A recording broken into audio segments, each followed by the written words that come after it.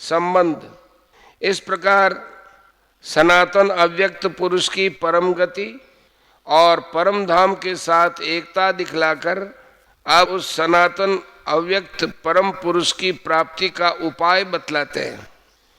पुरुषः स परः पार्थ भक्त्या लभ्यस्त्वनन्यया यस्यान्तस्थानि भूतानि येन सर्वमिदं ततम्।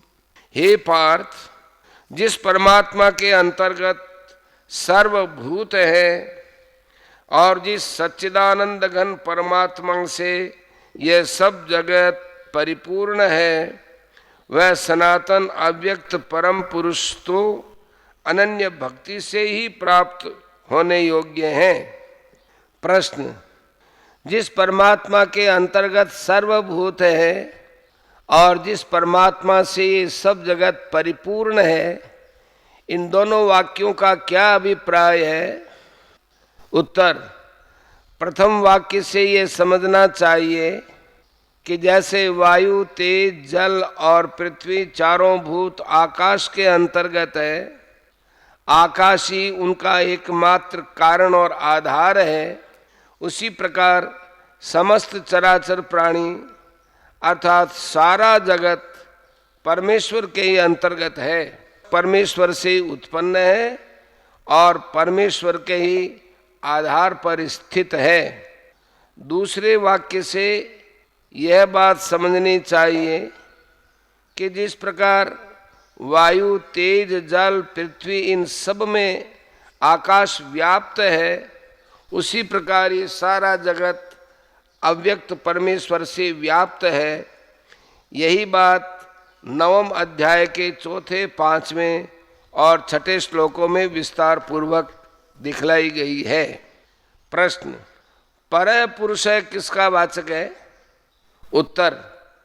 यहाँ परः पुरुष है सर्वव्यापी अधियज्ञ का वाचक है।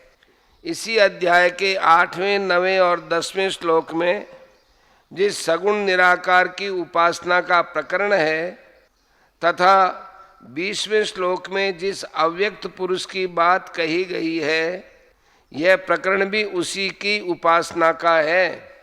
उसी परमेश्वर में समस्त भूतों की स्थिति और उसी की सब में व्याप्ति बतलाई गई है। प्रश्न। 8वें से 10वें श्लोक तक इस अव्यक्त पुरुष की उपासना का प्रकरण आ चुका है, फिर यह दोबारा लाने का क्या अभिप्राय है? उत्तर। यद्यपि दोनों ही जगह अव्यक्त पुरुष की ही उपासना का वर्णन है, इसमें कोई संदेह नहीं है, परंतु इतना भेद है कि यहाँ 8वें, 9वें और 10वें श्लोक में तो योगी पुरुषों द्वारा प्राप्त किए जाने वाले केवल अंतकालीन साधना का फल सहित वर्णन है और यहाँ सर्वसाधारण के लिए सदा सर्वदा की जा सकने वाली अनन्य भक्ति का और उसके द्वारा उसी परमात्मा की प्राप्ति का वर्णन है। इसी अभिप्राय से उस उपासना के प्रकरण को यहाँ पुनः लाया गया है। प्रश्न। अनन्य भक्ति किसको कहते हैं और उसके द्वारा परम पुरुष का प्राप्त होना क्या है? उत्तर।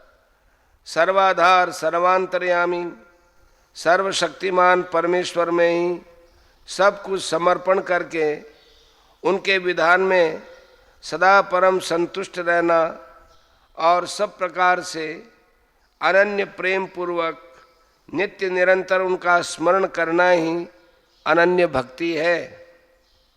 इस अनन्य भक्ति के द्वारा साधक अपने उपास्य देव परमेश्वर के गुण, स्वभाव और तत्व को भली भांति जानकर उनमें तन्मय हो जाता है और शीघ्र ही उसका साक्षात्कार करके कृतकृत्य हो जाता है। यही साधक का उस परमेश्वर को प्राप्त कर लेना है।